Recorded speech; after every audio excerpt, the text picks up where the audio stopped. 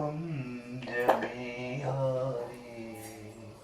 जय राधा माधव जय कुंज बिहारी। जय राधा माधव जय कुंज बिहारी। जय गोपी जन वल्लभ जय गिरिवरधारी। जय गोपी जन वल्लभ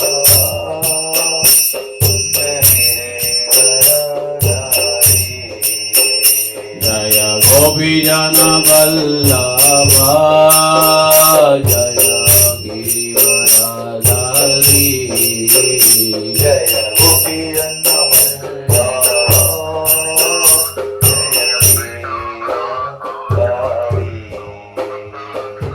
यशोदानंदन व्रज जन रंजन यशोदानंदन व्रज जन रंजन यशोदानंदन व्रज जन रंजन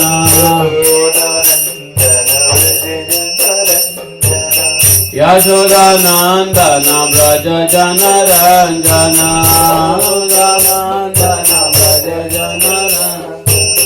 यशोदानंदन व्रज जन रंजन।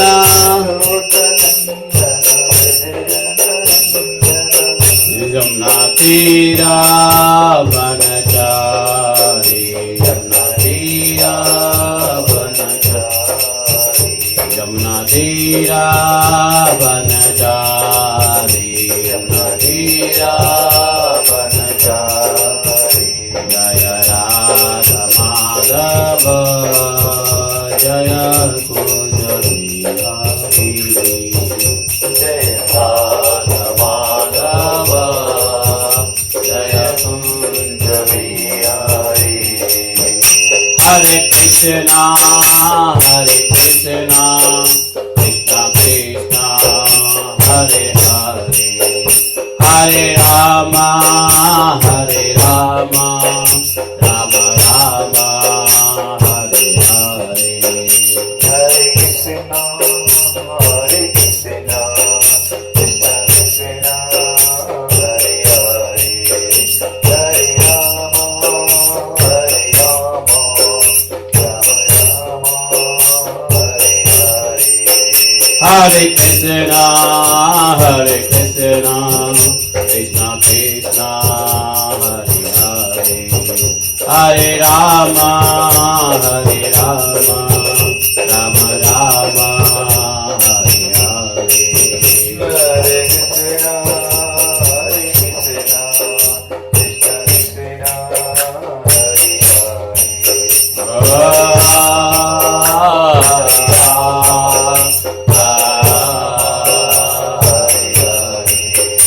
हरे कृष्णा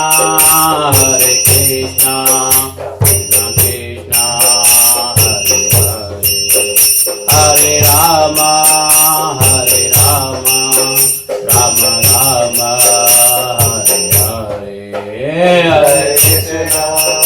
हरे कृष्णा कृष्ण कृष्ण हरे हरे हरे राम राम राम हरे हरे। हरे कृष्णा कृष्ण कृष्ण हरे हरे हरे राम राम राम हरे हरे। हरे कृष्णा कृष्ण कृष्ण हरे हरे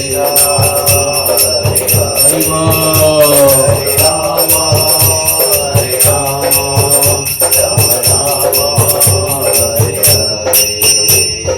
जय सचिनंदन गौर हरि जय सचिनंदन गौर हरे विष्णु प्रियंदन गौर हरि विष्णु परायण हरे हरे। जय सचिनंदन गौर हरि विष्णु प्रियंदन गौर हरि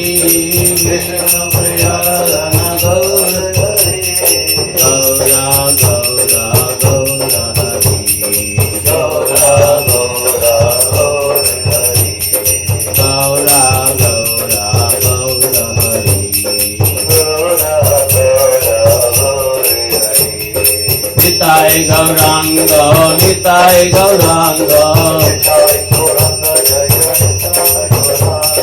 निताय गौरांग जय निताय गौरांग निताय गौरांग जय निताय गौरांग निताय गौरांग जय निताय गौरांग गौरा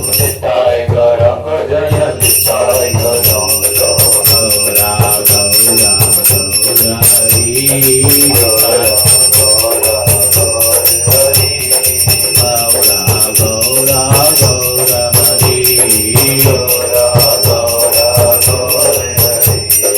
निताय गौरांग जय निताय गौरांग निताय गौरांग जय निताय गौरांग निताय गौरांग जय निताय गौरांग निताय गौरांग जय निताय गौरांग गौरा गौरा गौरा हरि जय गौरा गौरा गौरा हरि हरे कृष्ण कृष्ण कृष्ण हरे हरे हरे राम राम राम हरे हरे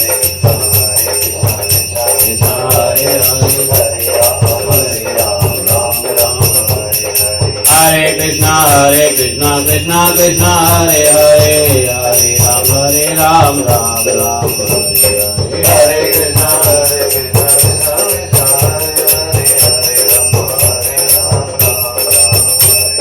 जय जगन्नाथ जय जगन्नाथ जय जगन्नाथ जय जगन्नाथ जय जगन्नाथ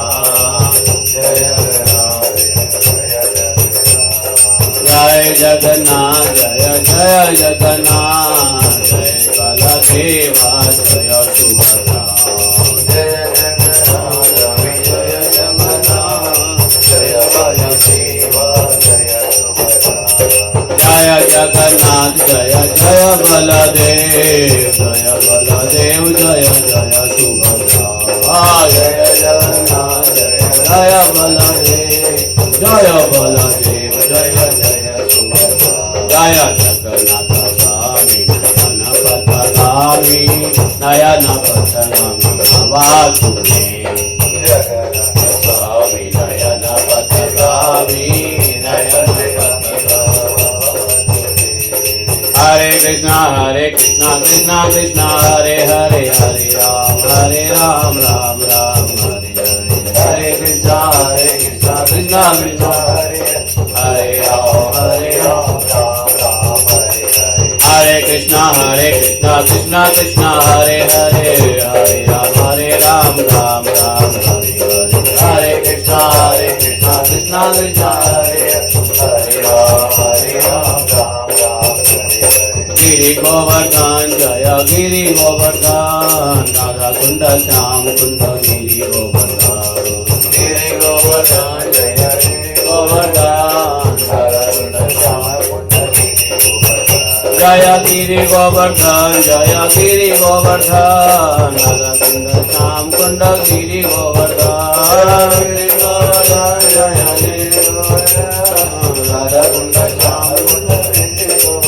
जय गिरि गोवर्धन जय गिरि गोवर्धन राधा कुंड श्याम कुंड गिरि गोवर्धन गिरि गोवर्धन जय गिरि गोवर्धन राधा कुंड श्याम कुंड गिरि गोवर्धन जय गिरि जय राधा गिरिधारी जय राधा गिरिधारी जय राधा गिरिधारी जय राधा गिरिधारी जय राधा गिरिधारी जय राधा गिरिधारी जय राधा गिरिधारी जय कृष्ण बलराम जय कृष्ण बलराम जय कृष्ण बलराम जय वृंदावन धाम राम जय कृष्ण बलराम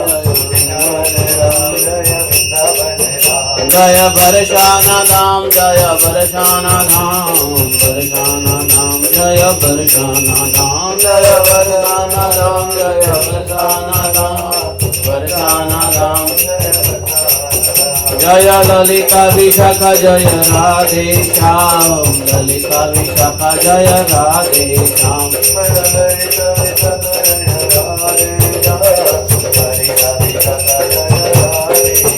जय प्रभु पदा श्रील गुरु गुरुदेव जय प्रभुपाद शिल गुरुदेव जय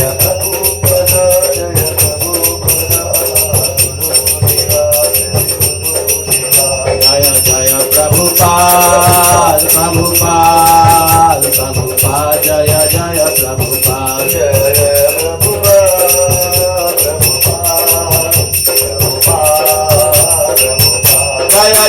गुरुदेव गुरुदेव गुरुदेव जय जय गुरुदेव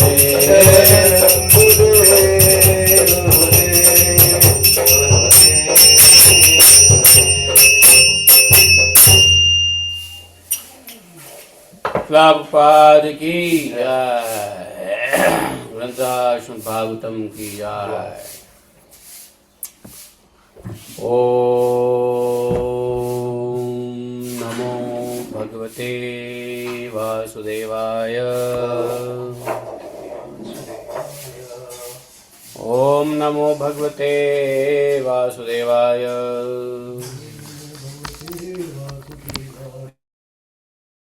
ते वासुदेवाय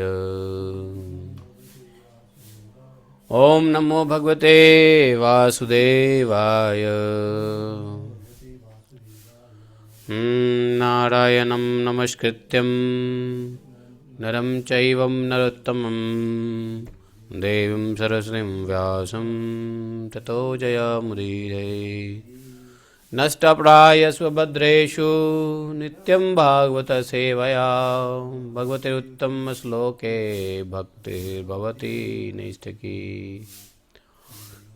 ओम जन्मान्तस्य त्वन्वयादितरतः चार्थे स्वः विज्ञाश्वराट् तेने ब्रह्महृदयादिकवये मुह्यन्ति यत् सूर्यः तेजो वारिमृदां यथा विनिमयो यत्र त्रिसर्गो अमृषां धाम्ना सदा निरस्तकुहकं सत्यं परं धीमहि धर्मः प्रोजितकैत्वत्र परमो निर्मत्सराणां सतां वेद्यम् अत्र वस्तुशिवदं तापत्रयोन्मूलनं श्रीमद्भागवत महामुनिकृते किं वा परमेश्वरः सद्यो हृदयदत्त कृतिभिः शुश्रूभिः तत्क्षणाम् निगमकल्पतरोर्गलितं फलं सुखमुखाद्द्रवितसंयुतं पिबत भागवतं रसमालयं मुरौ रसिका भुवि भावुका अहं सर्वस्य प्रभवो मत्तः सर्वं प्रवर्तते इति मत्त्वं भजन्ते मां बुधा भावा समन्विता मच्चित्ता मद्गतप्राणा बोधयन्तः परस्परं कथयन्तश्च मां नित्यं तुष्यन्ति च रमन्ति च तेषां सततयुक्तानां भजतां प्रीतिपूर्वकं ददामि बुद्धियोगन्तं येन मापुयान्ति ते तेषामेवानुकम्पार्थम् अहम् अज्ञानजं तमः नास्यात्मभावस्थो ज्ञानदीपेन भासुता अहमेवासमेवाग्रे नान्यत् सतसत्परं पश्चादमते तस्य एव शिष्येत् स्वस्म्यहम् ऋते अर्थं यत् प्रतीयेत न प्रतीयेत चात्मनि तद्विद्यादात्मनो मायां यथा भाषो यथात्मः यथा मान्ति भूतानि भूतेषु चावचैषनु प्रविष्टानि अन्यप्रविष्टानि तथा ते स्मृतेष्वहम् एतावदेव जिज्ञासुं तत्त्वजिज्ञासुनात्मना अन्यव्यतिरेकाभ्यां यत् स्यात् सर्वत्र सर्वदा हरे कृष्णा कृष्ण कृष्ण हरे हरे हरे राम राम राम हरे हरे। बोले ग्रंथराज श्रीमद्भागवत महापुराण की, शिला व्यासदेव भगवान की, शिला सुखदेव गोस्वामी महाराज की, शिला सुध गोस्वामी जी की जय। अनंत कोटि वैष्णव भक्त वृंद की जय। अनंत कोटि वैष्णव गुरु वृंद की जय। अपने अपने गुरु गौरांग की जय जय जय श्री हरे हरे कृष्णा। तो आज हम लोग, हाँ, आज क्या है? चतुर्दशी है आज के। चतुर्दशी, कृष्ण पक्ष चैत्र चतुर्दशी और पूर्व भाद्रा पद है, शुभ योग है, शकुनी करण है, चतुष्पद करण है और बुधवार भी है आज। आज अमावस्यांत वालों के लिए अंतिम दिन फाल्गुन का है। पूर्णिमांत वालों का तो चैत्र चल ही रहा है। ऋतु वसंत है, उत्तरायण और आज अंतिम दिन है सिद्धार्थी संवत्सर का। विश्ववासु संवत्सर और सिद्धार्थी संवत्सर का आज अंतिम दिन है। कल से रौद्र संवत्सर शुरू, कल से नया साल शुरू। हाँ, और कली संवत 5126 का भी अंतिम दिन है। कल से 5127 लगने वाला है। कल से नवरात्र भी कल से है। चैत्र नवरात्रा कल से ही है। कल अमावस्या भी है और प्रतिपदा भी है, इसलिए नवरात्रा भी कल से ही है। देवी भागवत भी है। नहीं, चैत्र नवरात्रा गुप्त नवरात्रा नहीं है। हाँ, चैत्र नवरात्र, 2 नवरात्रा गुप्त है, 2 नवरात्रा प्रकट है। तो कल प्रकट नवरात्रा है। तो कल से हम लोग का देवी भागवत के स्कंध 4, 5, 6 भी होगा। 9 दिन, 3 स्कंध 9 दिन में। तो उसका समय रहेगा कुल मिला के, भागवतम के बाद बैठेंगे कितने बजे से? 1 बजे से बैठेंगे इस बार, गायत्री वात्री करके, ठीक है। 1 बजे से बैठेंगे इस बार। 1 से 3, हाँ, 1 से 3, 4 जो भी है। तो जिनको भागवतम देवी भागवत सुनना हो वो 12:30 1 बजे के बाद बैठ जाना, ठीक है। या 11 बजे ठीक है? 11 से 1 ठीक है क्या? 11 से 1 ठीक है मेरे ख्याल से, है ना। चलिए, आज भागवतम का श्रवण करें। चौथे स्कंद के 20वां अध्याय, 20वां अध्याय। तो इसमें महाराज पृथु ने अपना यज्ञ का जो 100 यज्ञ का संकल्प था, जो 9 यज्ञ ही कर पाए, 99 यज्ञ कर पाए, और ब्रह्मा जी के आदेश, रिक्वेस्ट पे उन्होंने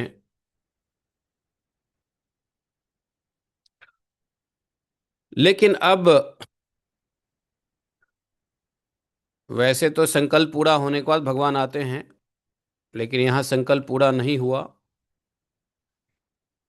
फिर भी भगवान यज्ञ में दर्शन देते हैं। पृथु महाराज के यज्ञ में, वो बंद करो। मैत्रेय उवाच, प्रभुपा जी का ऊपर सेकंड। हाँ। भगवानपि वैकुण्ठः साकं मघवता विभुः यज्ञैः यज्ञपतितुष्टो यज्ञभुक् तमुभाषत। श्रीभगवानुवाच, एष ते अकारचिद्भङ्गम् हयमेधशतस्य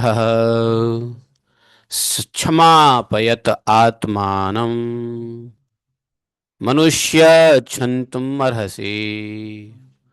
सुधियः साधवो लोके नरदेव नरोत्तमाः नाभिद्रुह्यन्ति भूतेभ्यो यर्हि नात्मा कलेवरम्। पुरुषा यदि मोह्यन्ति त्वादृशा देवमायया क्षमा एव परं जातो दीर्घया वृद्धसेवया। अतः काममिमं विद्वान् विद्या कामकर्मभिः आरब्ध इति नैवास्मिन् प्रतिबुद्धो अनुसज्जते। ॐ अज्ञानतिमिरान्धस्य ज्ञानाञ्जनशलाकया चक्षुरुन्मीलितं येन तस्मै श्रीगुरुवे नमः।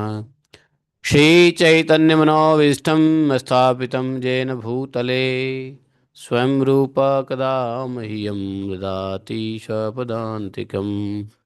वन्देऽहं श्रीगुरोः श्रुतपत्कमलं शीघ्रो न वैष्णवांश श्रीरूपं साग्रजातं सगणरघुनाथान्वितं तं सजीवं साद्वैतं सावधूतं परिजनसहितं श्रीकृष्णचैतन्यदेवं श्रीराधाकृष्णपादं सगणललिता श्रीशाखान्वितांश्च हे कृष्ण करुणा सिंधु दीनबंधु जगतपते गोपेश गोपिका कांतम राधा कांतम नमस्ते तप्त कांचन गौरांगी राधे वृंदावनेश्वरी विश्वानुस्ते देवी प्रणमामि हरिप्रिये वाञ्छाकल्पतरुभ्यश्च कृपा सिन्धुभयैव च पतितानां पावनेभ्यो वैष्णवेभ्यो नमो जय श्री कृष्ण चैतन्य प्रभु नित्यानंद श्री अद्वैत गदाधर शिवासादि गौर भक्तवृंद हरे कृष्ण कृष्ण कृष्ण हरे हरे हरे राम राम राम हरे हरे।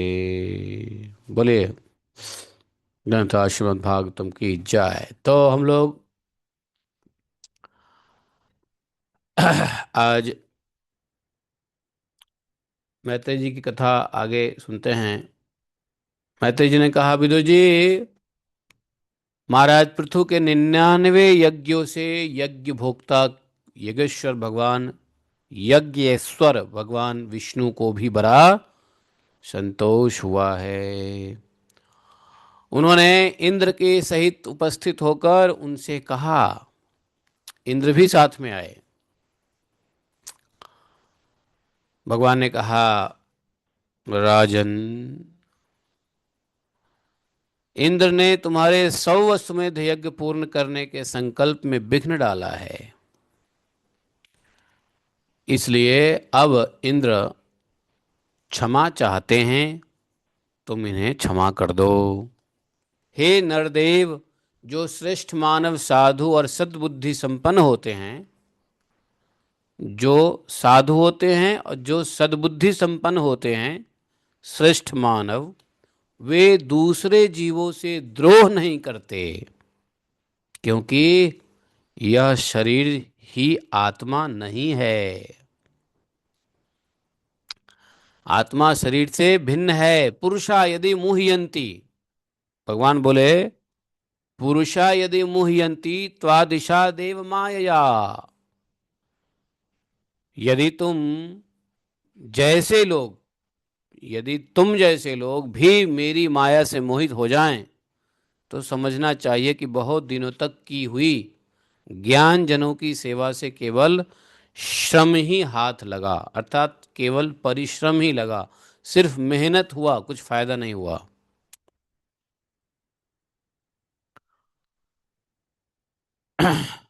ज्ञानी जनों की सेवा करने का तात्पर्य है कि भगवान की माया से मोहित नहीं होना। लेकिन यदि भगवान की माया से मोहित फिर भी हो गए, आप जैसे लोग भी हो गए, तो समझिए कि अधिक दिन तक ज्ञानी लोगों की सेवा करना सिर्फ मेहनत ही है, बाकी परिश्रमैव केवलम या श्रमैव केवलम, बस। ज्ञानवान पुरुष इस शरीर को अविद्या, वासना और कर्मों का ही पुतला समझकर इसमें आसक्त नहीं होता है। ज्ञानी को पता होता है ये शरीर कैसा है, अविद्या जनित है, वासना कर्मों का पुतला है, इसलिए इस शरीर में आसक्त ज्ञानी लोग नहीं होते हैं। भगवान ने कहा, आरब्ध इति नैमस्मिन् प्रतिबुद्धो अनुसज्जते। ज्ञानवान पुरुष का मतलब ज्ञानवान पुरुष कठिन शॉट आसक्ति नहीं रखता। इस प्रकार भगवान कह रहे हैं, जो इस शरीर में ही आसक्त नहीं है, वह ज्ञानी पुरुष इस शरीर से उत्पन्न हुए घर, पुत्र और धन आदि में किस प्रकार ममता रख सकता है, ये भगवान कह रहे हैं कि ज्ञानी पुरुष जब शरीर को अविद्या मानता है, वासना और कर्मों का पुतला मानता है, उसमें उसकी आसक्ति नहीं होती है, तो फिर ऐसे विवेकी लोग इस शरीर से उत्पन्न घर, पुत्र, धन में किस प्रकार ममता रख सकता है। इसलिए राजा जनक को अपने शरीर में भी ममता नहीं था, अपने शरीर से भी आसक्ति नहीं थी, शरीर में रहते हुए शरीर में नहीं थे, इसलिए उनका नाम क्या पड़ा? विदेह है। हाँ, उनका राजा जनक का नाम पड़ा था विदेह, क्योंकि वो देह में रहते हुए बिना देह के थे।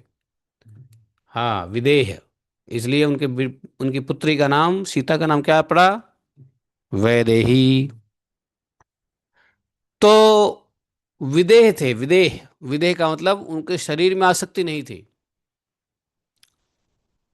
यही बात व्यास देव भगवान ने अपने पुत्र सुखदेव जी को कहा कि पुत्र जानते हो, एक महान राजा है लेकिन वो मुक्त है, विदेह है।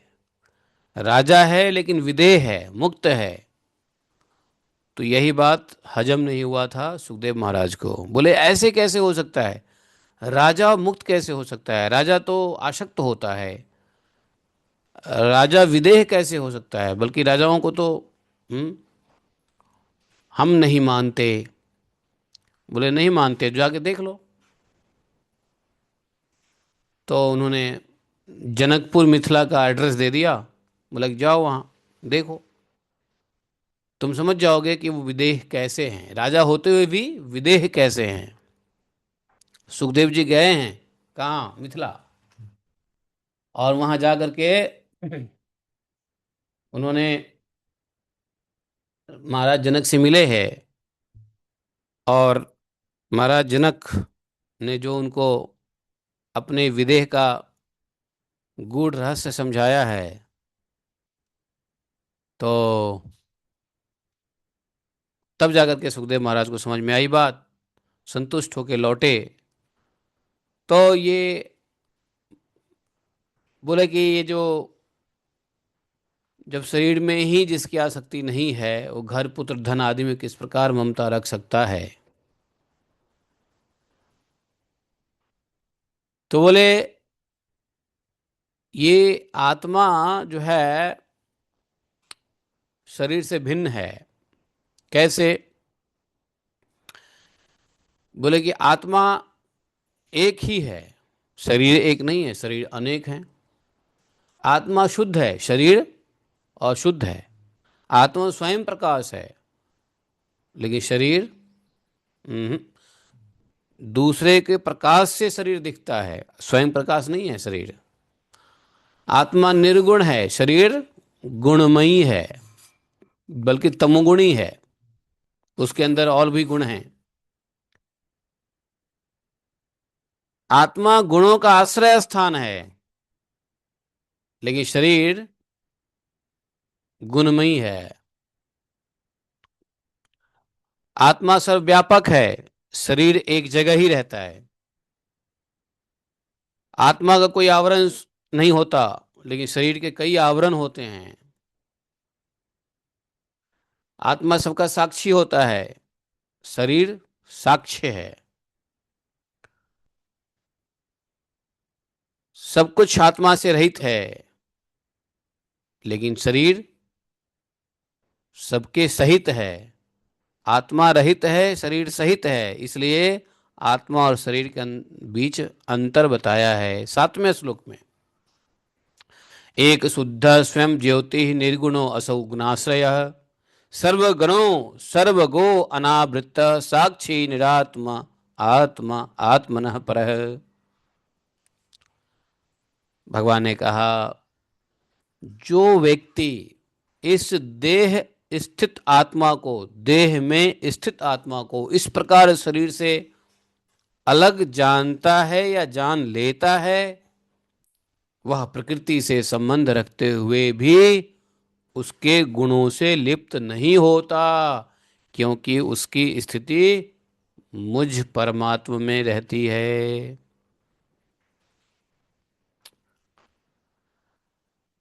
राजन, जो पुरुष किसी प्रकार की कामना न रखकर अपने वर्ण आश्रम के धर्मों द्वारा नित्य प्रति श्रद्धा पूर्वक मेरी आराधना करता है, उसका चित्त धीरे धीरे शुद्ध हो जाता है। तो चाहे कोई भी वर्ण और आश्रम में हो,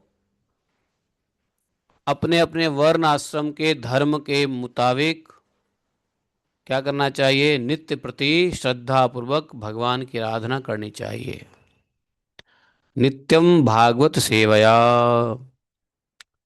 इससे क्या होगा? धीरे धीरे चित्त शुद्ध हो जाता है। और राजन, चित्त शुद्ध होने पर उसका विषयों से संबंध नहीं रहता और उसे तत्व ज्ञान की प्राप्ति हो जाती है। फिर तो वह मेरी समता रूप स्थिति को प्राप्त हो जाता है। यही परम शांति है, यही ब्रह्म है और यही कैवल्य है। भगवान ने कहा, शांति में समवस्थानम ब्रह्म कैवल्यमश्नुते। तो ब्रह्म क्या है, कैवल्य क्या है, शांति क्या है?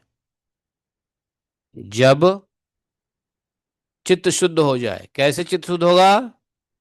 धीरे धीरे नित्य प्रति श्रद्धा पूर्वक भगवान की आराधना करने से, अपने अपने जाति धर्म में रहते हुए। लेकिन जाति धर्म अपने अपने वर्णाश्रम धर्म में यदि नित्य पूर्वक श्रद्धा पूर्वक भगवान की आराधना किया तब तो सिद्ध। लेकिन यदि कोई भागवत धर्म में ही आ गया, अपना वर्ण छोड़ दिया। देखो, एक तो है कि अपना वर्ण और आश्रम तो धीरे धीरे होगा अपने वर्ण में, लेकिन अपना वर्ण को कोई छोड़ दे और भागवत धर्म में आ जाए तो चित्त जल्दी शुद्ध होगा। धीरे धीरे नहीं, जल्दी शुद्ध होगा। और चित्त शुद्ध होने पे क्या होता है? तत्व ज्ञान की प्राप्ति होती है। तत्व ज्ञान अशुद्ध चित्त में नहीं प्राप्त हो सकता है। चित्त की शुद्धि तत्व ज्ञान के लिए बहुत जरूरी है। और चित्त की शुद्धि के लिए बहुत जरूरी क्या है फिर? भगवान का नित्य प्रति आराधना, डेली चैंटिंग, डेली श्रवणम, भागवत श्रवणम, डेली भगवान का मंगला आरती, जो भी है जैसे भी कर सकते हो अपने सुविधा के मुताबिक।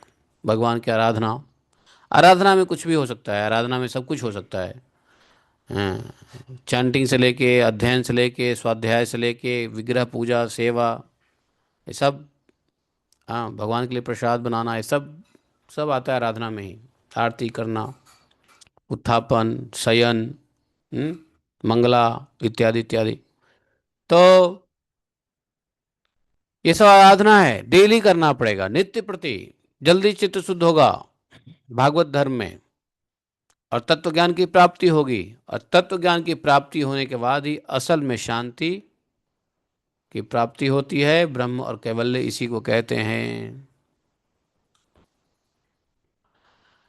जो भगवान कहते हैं, जो पुरुष यह जानता है कि शरीर, ज्ञान, क्रिया और मन का साक्षी होने पर भी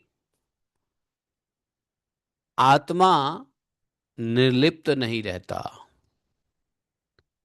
कुटस्थ आत्मा, समझे? कुटस्थ आत्मा, कुटस्थ का क्या अर्थ होता है?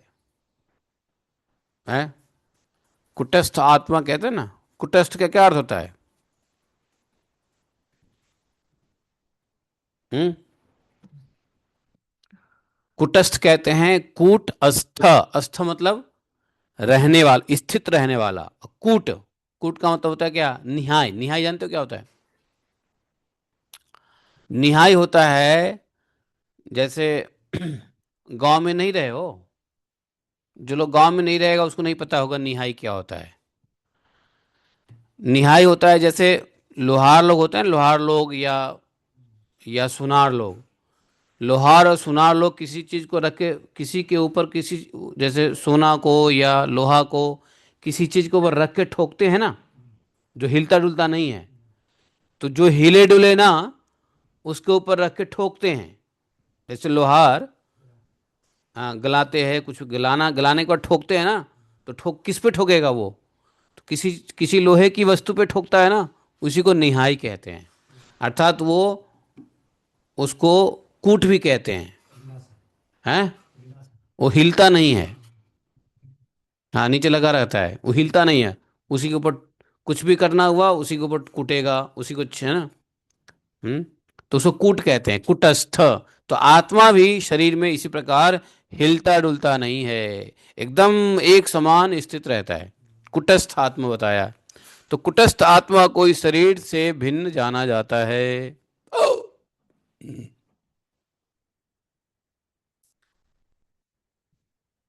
शरीर और आत्मा में अंतर भगवान ने स्वयं बताया ही है। वह प्रकृति से संबंध रखते हुए भी प्रकृति के गुण से लिप्त नहीं होता, क्योंकि उसकी स्थिति मुझ परमात्मा में रहती है।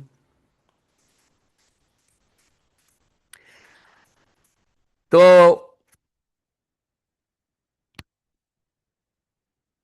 ऐसे पुरुष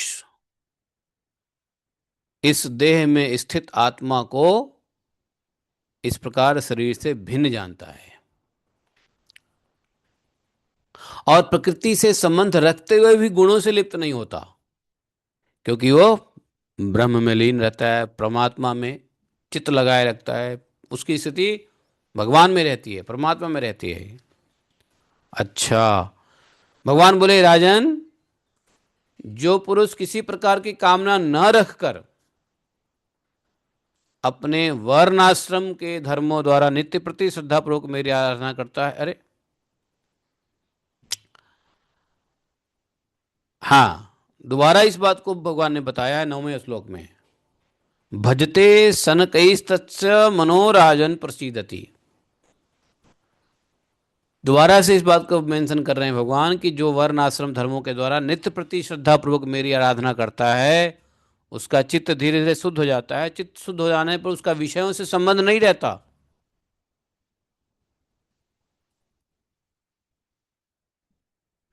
वह कैवल्य को प्राप्त कर लेता है। तो बोले राजन, गुण प्रवाह रूप आवागमन तो भूत, इंद्रिय, इंद्रियाभिमानी देवता और चिदाभास, इन सबकी समष्टि रूप परिच्छिन्न लिंग शरीर का हुआ करता है।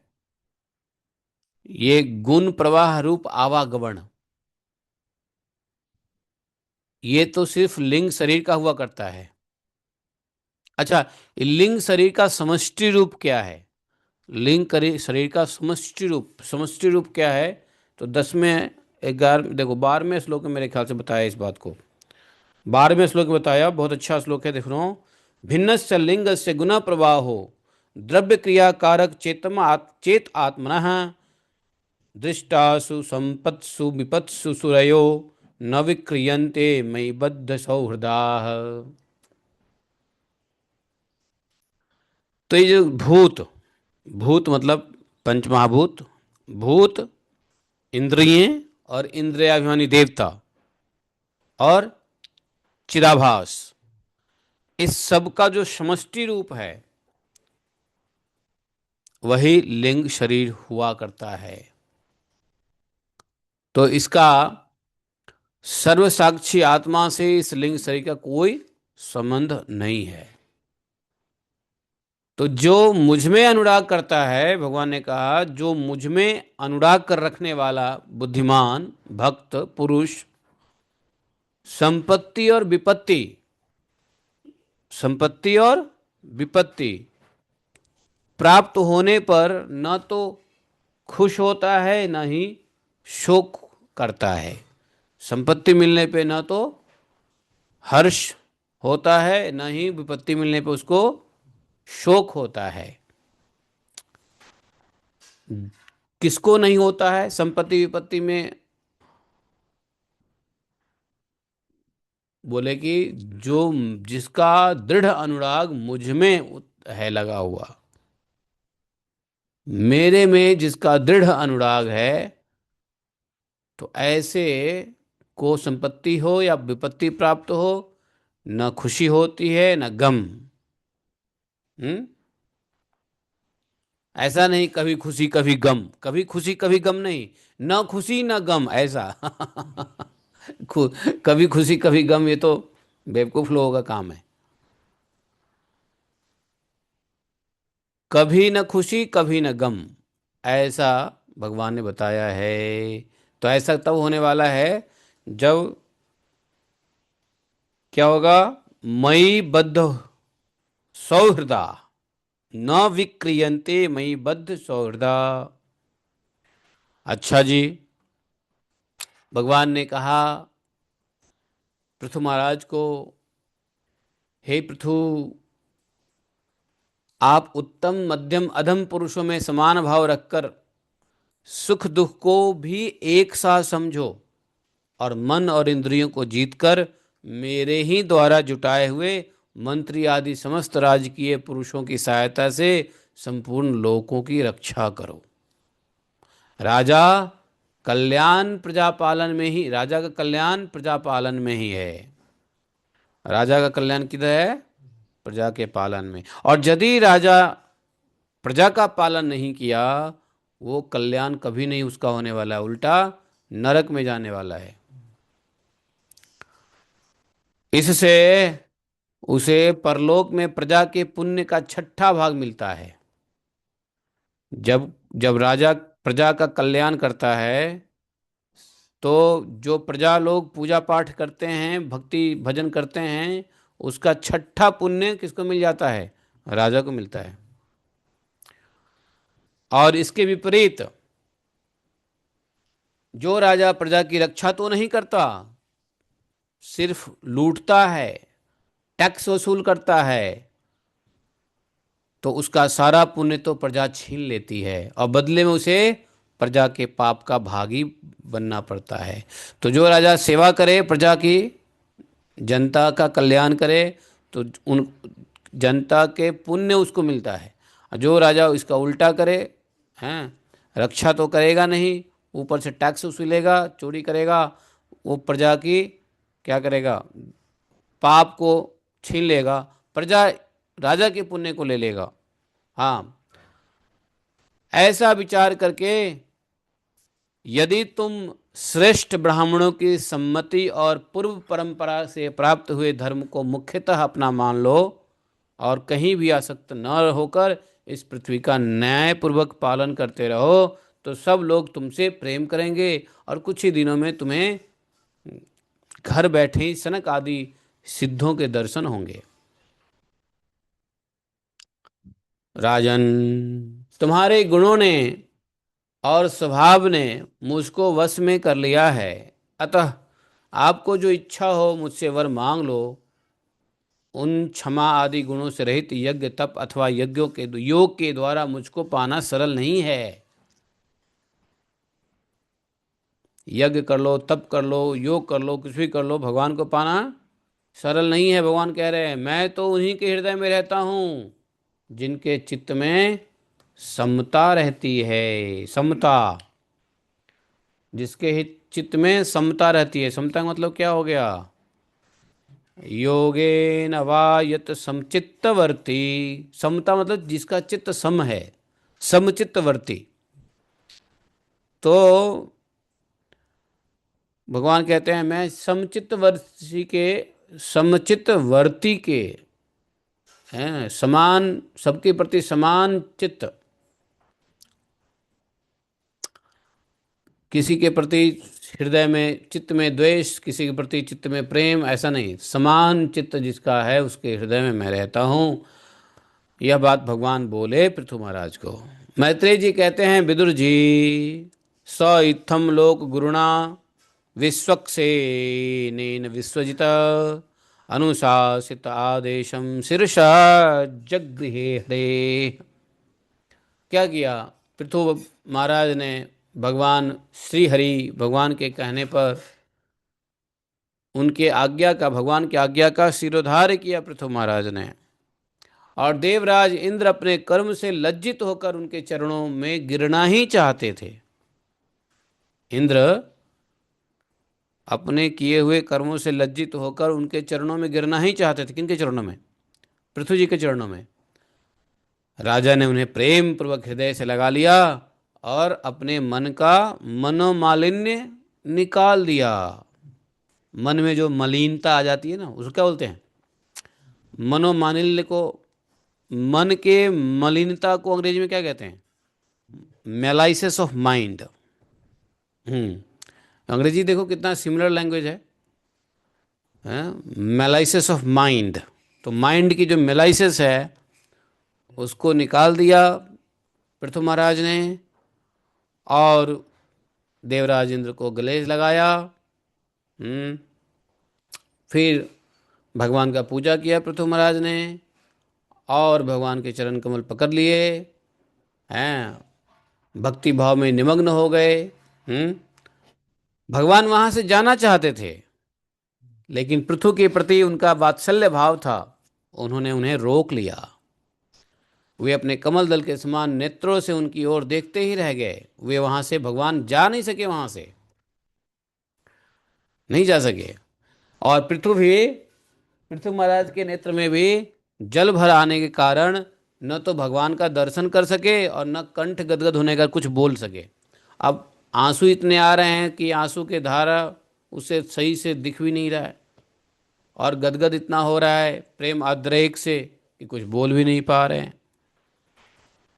तो पृथु महाराज को भगवान ने हृदय से आलिंगन किया, पकड़े रहे। पृथु महाराज हाथ जोड़ के ज्यों के त्यों खड़े रह गए। अब भगवान ने क्या किया,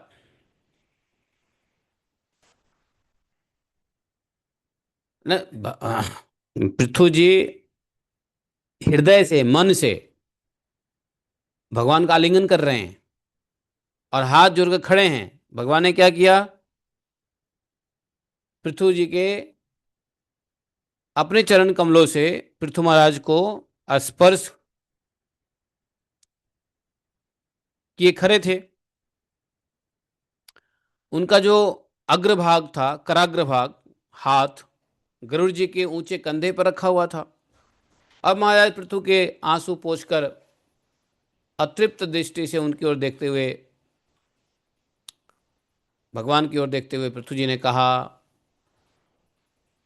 पृथु जी को थोड़ा सा संभालने में समय लगा, लेकिन अपने को संभालते हुए भगवान से कुछ कहने की कोशिश की। कहा भी, बोला कि हे मोक्षपति प्रभु, आप वर देने वाले, ब्रह्मादि देवताओं को भी वर देने में समर्थ है। आप इतने वरदायी हैं, वरद हस्त हैं। कोई भी बुद्धिमान पुरुष आपसे देह अभिमानियों के भोगने योग्य विषय को कैसे मांग सकता है। जो ब्रह्मा जी को भी वरदान देते हैं, शिव जी को भी वरदान, ब्रह्मा आदि देवताओं को ही वरदान देने वाले आप हो, तो आपसे कोई भोगने योग्य विषय कैसे मांगा जा सकता है। अरे भोगने योग्य विषय तो नरक में भी जीव को मिलता है, नारकीय जीव को ही मिलता है। भोग की वस्तु नारकीय जीव को ही मिलता है। जे नारका नामपि संति देहि नाम तानि स कैवल्य पते वृणेन च। तो आपके दर्शन के बाद, आपके मिलने के बाद कोई देह आदि, देह से संबंधित विषय वस्तु, भोग की विषय वस्तु कैसे कोई मांग सकता है। तुच्छ विषय कैसे मांग सकता है? मुझे तो मोक्ष की भी इच्छा नहीं है, जिसमें महापुरुषों के हृदय से, उनके मुख द्वारा निकला हुआ आपके चरण कमलों का मकरंद नहीं है, जहाँ आपकी कीर्ति कथा सुनने का सुख नहीं मिलता। इसलिए मेरी तो यही प्रार्थना है कि आप मुझे 10,000 कान दीजिए, जिनसे मैं आपके लीला गुणों को सुनता ही रहूं। देखो, पृथु महाराज 10,000 कान मांगते हैं कि आपका कान सुन, आपके लीला का, हाँ, करना युतमेश। युतमेश, युत मतलब 1,000, 10,000, युतमेश में वरह। वास्तव में देखो, आज पृथ्वी महाराज तो तब की बात कर रहे हैं, लेकिन आज भी हम लोगों को ऐसे जगह पे रहना चाहिए, संभव हो तो, नहीं तो ऑनलाइन तो है ही चीजें। संभव हो तो ऐसे जगह पे रहना चाहिए जहाँ पे नित्य प्रति भगवान की लीला कथा सुनने को मिल रहा हो। ऐसे साधु संत जहाँ रह रहे हो उसके आसपास में रहना चाहिए। जैसे चले जाओ बरसाने में रहो, बरसाने में पीली पोखर के पास में रहो, और वहाँ पे रोज बाबा सत्संग करते हैं, कहीं नहीं जाते हैं बाबा, रोज सत्संग करते हैं विनोद बाबा। बहुत सारे लोग रमेश बाबा महाराज के आसपास में ले लिया, घर बना लिया, कुछ लोग गौशाला में रह रहे हैं, कुछ लोग आसपास में ले लिया, आसपास की प्रॉपर्टी बुम हो गया। क्यों? क्योंकि यहाँ रह करके भक्त क्या करेंगे, रोज कथा सुनेंगे, क्योंकि भगवान की कथा अविरल चलती रहती है वहाँ पर, विदाउट हैविंग एनी ब्रेक। कोई ब्रेक नहीं होता, नो संडे नो मंडे, अविरल कथा चलती रहती है। तो जहाँ पे सत्संग हो, जहाँ पे नित्य प्रति कीर्तन हो, हाँ, वैसी जगह पे रहनी चाहिए जहाँ कीर्तन सुनने में, कीर्तन करने में, कीर्तन सुनने में, जहाँ भागवत श्रवण करने में सहूलियत हो, ऐसी जगह पे रहना चाहिए, है कि नहीं। धाम में भी आकर के ऐसे जगह पे रहने का क्या फ़ायदा जहाँ भगवान का लीला कथा ना, वैसे धाम में कहीं रह लो ठीक है, लेकिन खासकर वह जगह उत्तम है जहाँ पे भगवान की लीला कथा का श्रवण सुनने को मिलता है, नित्य मिलता है। उस जगह पे, ऐसी जगह पे पानी खारा मिले तो खारा पानी पी के भी रहो। क्यों? भगवान की कथा तो मिठास है, भगवान की मीठी कथा तो सुनने को मिलेगा, पानी खारा मिलेगा तो क्या फर्क पड़ता है, हैं? तो यहाँ पे बोले कि मोक्ष पद की भी इच्छा नहीं है, मुझे तो मोक्ष पद की भी इच्छा नहीं है। क्या इच्छा है कि भाई 10,000 कान दे दीजिए, हैं, ताकि मैं महापुरुषों के हृदय से, उनके मुख से निकले हुए आपके चरण कमलों का, हैं, मकरंद, जहां आपकी कीर्ति कथा सुनने का सुख नहीं मिलता, ऐसे जगह हमको रहना नहीं है। कि मोक्ष पद मिल जाएगा तो क्या होगा, वहां पे कौन सी कथा सुनने को मिलेगी? मोक्ष मिल गया तो कौन सी कथा सुनने को मिलेगी? नहीं मिलेगा, हैं। भगवान के चरण कमलों का मकरंद नहीं मिलेगा, कीर्ति कथा सुनने का मौका नहीं मिलेगा, महापुरुषों के मुख से निकली हुई वाणी सुनने को नहीं मिलेगा, उनका संग सुनने को नहीं मिलेगा। इसलिए हमको मोक्ष पद तो चाहिए नहीं, बस 10,000 कान दे दीजिए, मैं आपके गुणों को, लीला लीला गुणों को सुनता रहूं। हे प्रभु, आपके चरण कमल मकरंद रूपी अमृत कणों को लेकर महापुरुषों के मुख से जो वायु निकलती है, उसमें इतनी शक्ति होती है कि वह तत्व को भूले हुए हम कुयोगियों को पुनः तत्व ज्ञान करा देती है। इसलिए हमें दूसरे और किसी भी वरदान की आवश्यकता नहीं है, दूसरे और किसी भी वरदान का आवश्यकता नहीं है।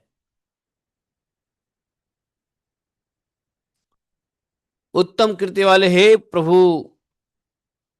सत्संग में आपके मंगलमय सुयस को दैववश एक बार भी सुन लेने पर कोई पुरुष, कोई पशु बुद्धि पुरुष भले ही तृप्त हो जाए।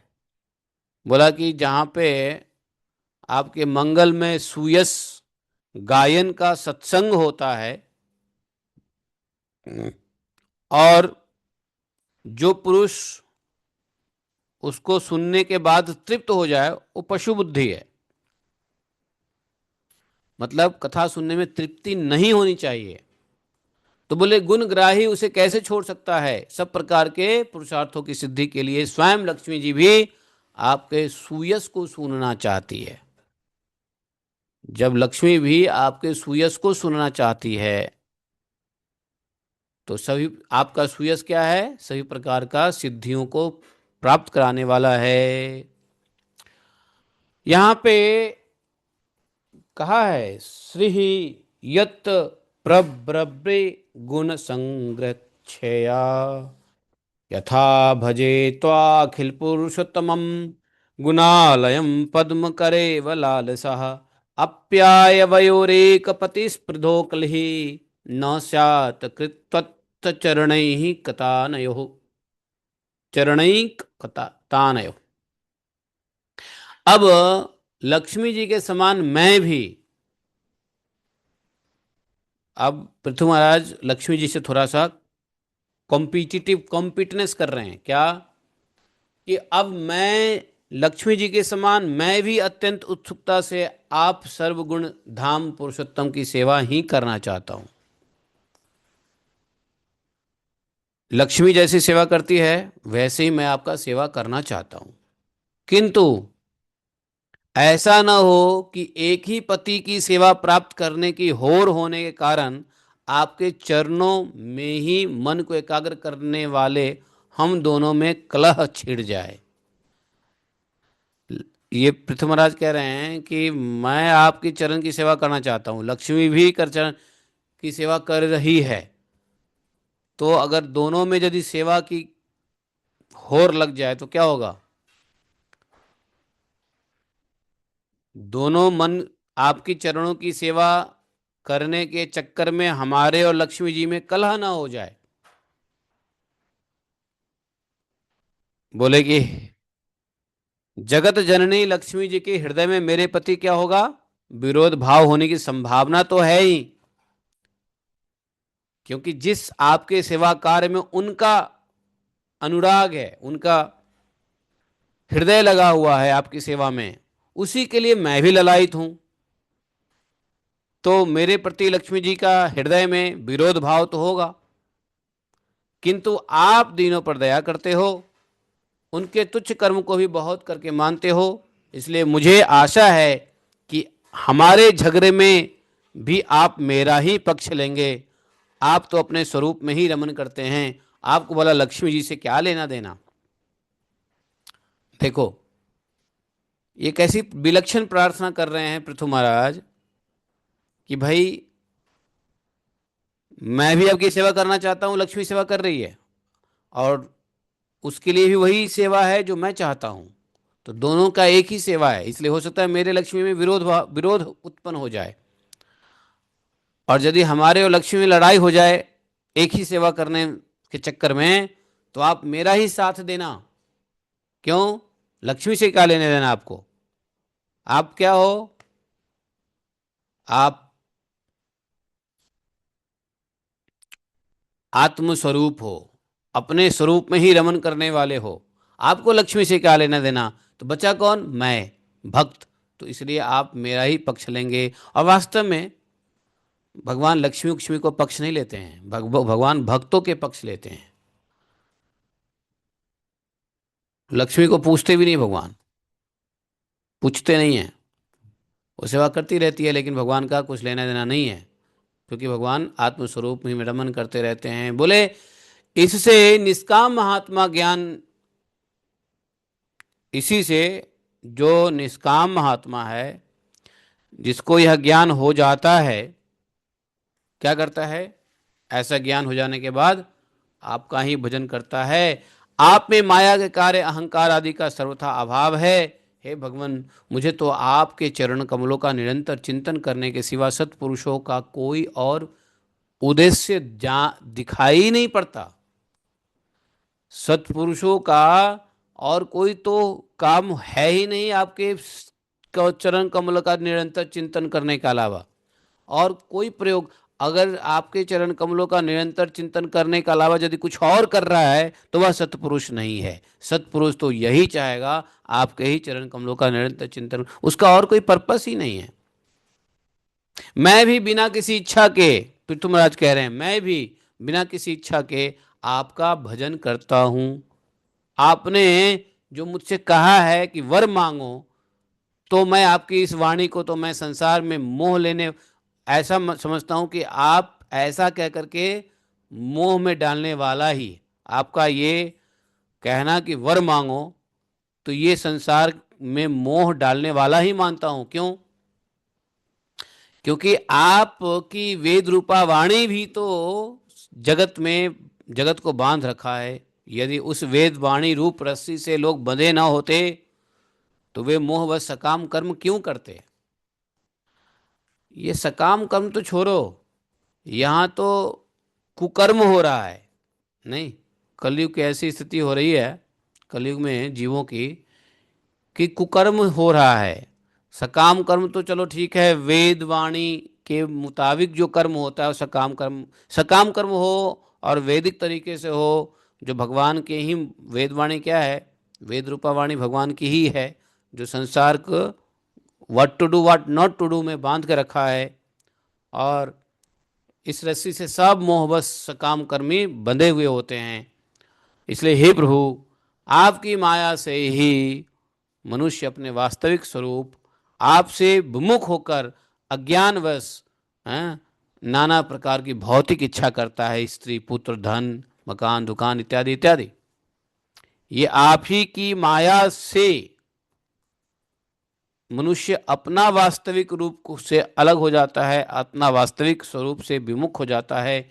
और जैसे ही वास्तविक स्वरूप से विमुख होता है, क्या होता है? अज्ञान उसको ढक लेता है, अज्ञानी हो जाता है। अज्ञानवश फिर क्या करता है? भौतिक इच्छाओं को ही चाहता रहता है, स्त्री धन पुत्र मकान दुकान वीजा इमिग्रेशन, यही सब चाहता रहता है अज्ञानवश। और अज्ञानता कैसी होती है? वास्तविक रूप को स्वरूप को नहीं जानता।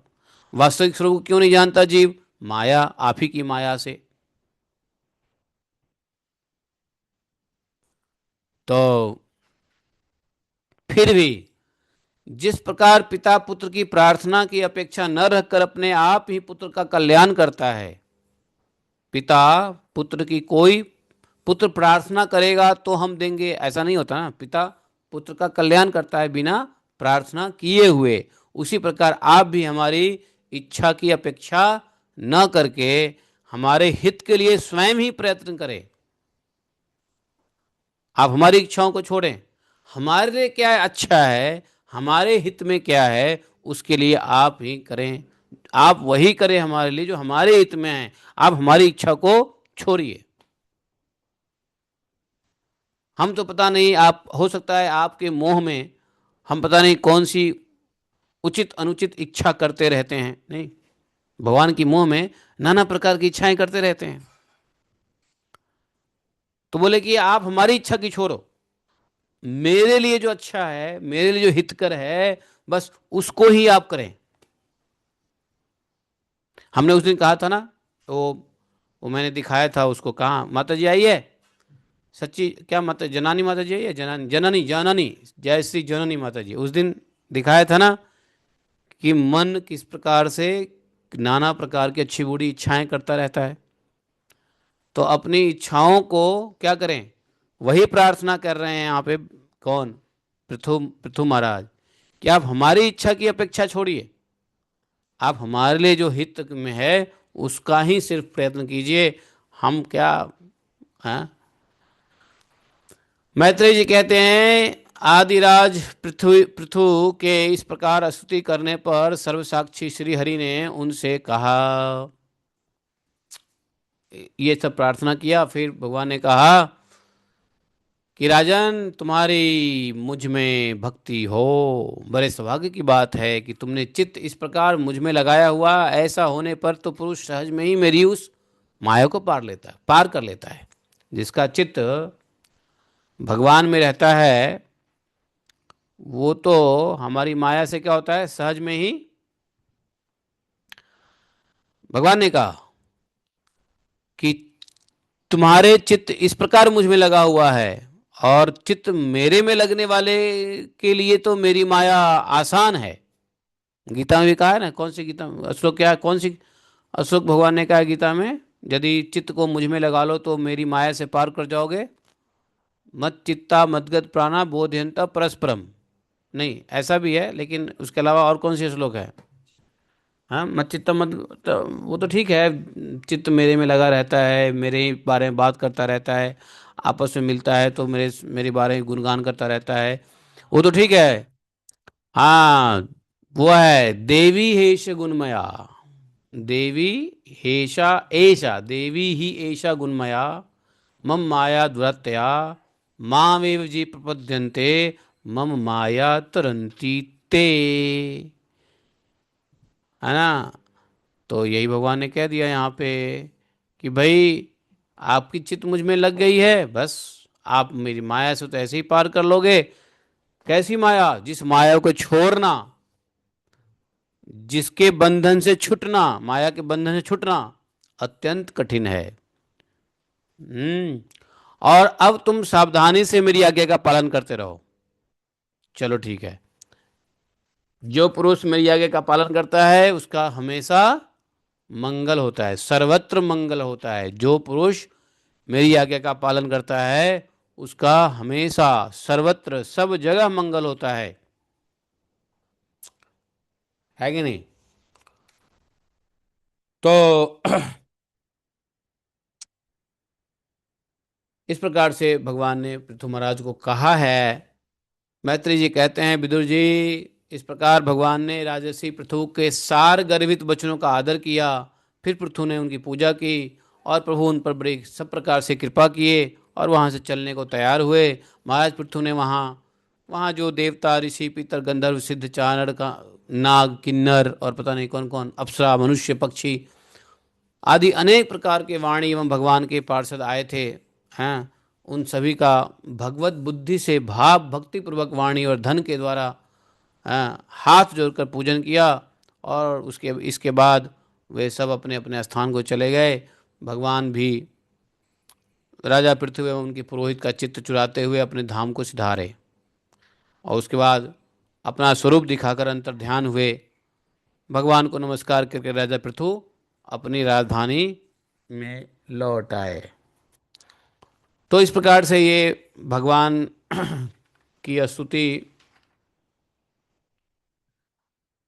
हुआ है पृथु महाराज से और भगवान का दर्शन हुआ है पृथु महाराज को। तो यहाँ पर यह अध्याय समाप्त हो जाता है। अगले अध्याय में महाराज पृथु अपनी प्रजा को उपदेश देते हैं। अरे देखो जरा, वो आया क्या? लेबर, मिस्त्री लेबर आया क्या? हैं? बाहर खोल के देखो जरा। 9 बज गया, आना चाहिए उसको। तो आ गया।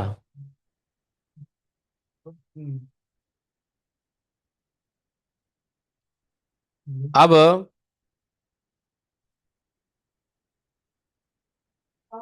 21वें अध्याय हम लोग कल पढ़ेंगे।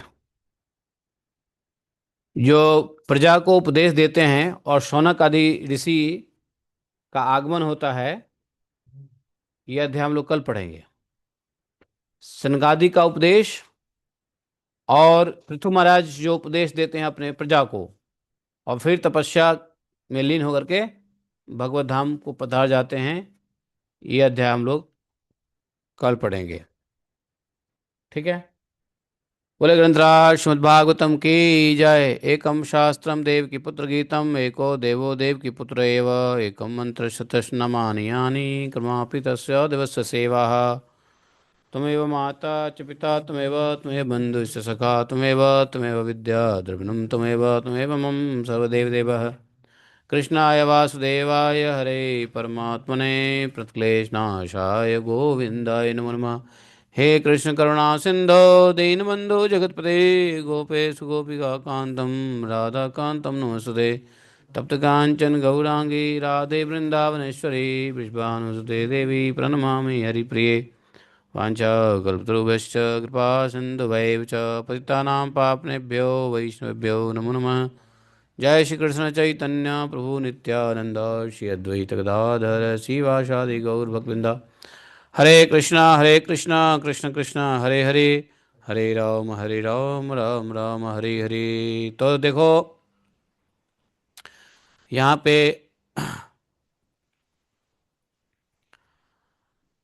यहाँ पर देखो ऐसा है कि इस अध्याय में, इस अध्याय से भगवान ने बहुत कुछ शिक्षा दिया। भागवतम से बहुत कुछ शिक्षा मिलती है कि पृथु महाराज किस प्रकार प्रार्थना कर रहे हैं, और भगवान ने जो ज्ञान दिया पृथु महाराज को ये भी बड़ा एक्सेलेंट है कि नहीं? कैसे भगवान की माया को पार किया जा सकता है,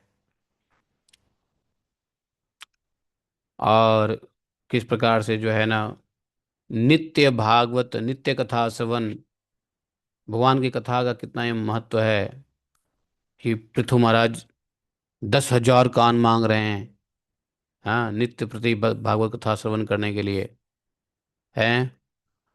तो ये सब भगवान ही आकर के स्वयं ये सब ज्ञान दे रहे हैं हम जीवों के लिए, नहीं। पृथ्वी महाराज कौन है? भगवान के अंश, भगवान के अवतार, और स्वयं भगवान आके अपने ही को भगवान उपदेश दे रहे हैं, और इस ताकि जीव जो है समझ जाए। क्योंकि भगवान को इनडायरेक्ट ज्ञान देना ज़्यादा पसंद है, नारद जी कहते हैं भगवान को अप्रत्यक्ष ज्ञान देना ज़्यादा पसंद है, इसलिए भगवान स्वयं आते हैं और फिर स्वयं को स्वयं से ज्ञान देते हैं। तो इससे क्या होता है कि ये अप्रत्यक्ष ज्ञान हो गया, भगवान स्वयं जीव को ज्ञान नहीं दे रहे हैं, भगवान स्वयं को ज्ञान दे के अर्थात अप्रत्यक्ष रूप से जीव को ज्ञान दे रहे हैं। और ऐसा करना भगवान के लिए अच्छा लगता है, भगवान को यही पसंद है, अप्रत्यक्ष रूप से जीवों को सिखाया जाए, है कि नहीं? ये नारद जी ने कहा था। नारद जी ने कहाँ कहा कि अप्रत्यक्ष रूप से भगवान को ज्ञान देना पसंद है? नारद जी ने कहाँ कहा पता है? पुरंजन उपाख्यान में। पुरंजन उपाख्यान में राजा क्या नाम उसका, प्राचीवर्री, प्राचीवर्री को पुरंजन उपाख्यान में नारद जी यही कहते हैं कि मैं तुमको एक एक कथा सुनाता हूँ, उससे जो ज्ञान अप्रत्यक्ष रूप से तुमको ज्ञान हो जाएगा, क्योंकि अप्रत्यक्ष ज्ञान ही भगवान को ही पसंद है। तो इसलिए देखो किस प्रकार से भगवान स्वयं आते हैं और स्वयं को स्वयं से, हाँ, कभी कभी स्वयं को माता के थ्रू, कभी स्वयं को स्वयं से, कभी स्वयं को किसी, तो इस प्रकार से ज्ञान देने की, बद्ध जीवों को ज्ञान देने की कोशिश करते हैं। भगवान जो ज्ञान देते हैं तो वो भगवान बद्ध नहीं है, और जिसको ज्ञान दे रहे हैं वो भी बद्ध नहीं है। तो मुक्त ही मुक्त को ज्ञान दे रहे हैं, बद्ध जीवों के लिए इनडायरेक्टली। तो अप्रत्यक्ष रूप से जो है ना भगवान ज्ञान देते हैं। बताओ, ऐसे भगवान को प्रणाम है, नमस्ते, नमस्ते क्या है उसमें, इसलिए ऐसे भगवान को बोला ओम नमो भगवते तस्मै यत एतच्चित आत्मकम पुरुषादि बीजाय परेशाया भी धीमहि। किसने कहा? किसने कहा? ओम नमो, ओम ओम भगवते तस्मै यत एतच्चित आत्मकम, ओम नमो भगवते इसे कहा था गजेंद्र ने। गजेंद्र ने कहा था पुरुष आदि बीज आया परेश आया विधिमय ओम नमो भगवते तस्मै यत एताश्चित आत्मकम। हरे कृष्णा। तो आहा क्या बात है, नाम बदल दिया, वेरी गुड वेरी गुड, धर्मपरायण दास। बाबा जी, दिनेश प्रभु का नाम पड़ गया है धर्मपरायण दास, महाराज जी ने दिया है धर्मपरायण दास। और सच्ची प्रिया माता जी, सची प्रिया, हाँ, सची प्रिया देवी दासी, धर्मपरायण दास। हाँ, क्या कहते, कविता माता जी का हो गई? सबका हो गया, इस बार किसी का नहीं छूटा, सबका हो गया। इंडिया हाँ, पहुंच गई, वापस पहुंच भी गई। का नाम जो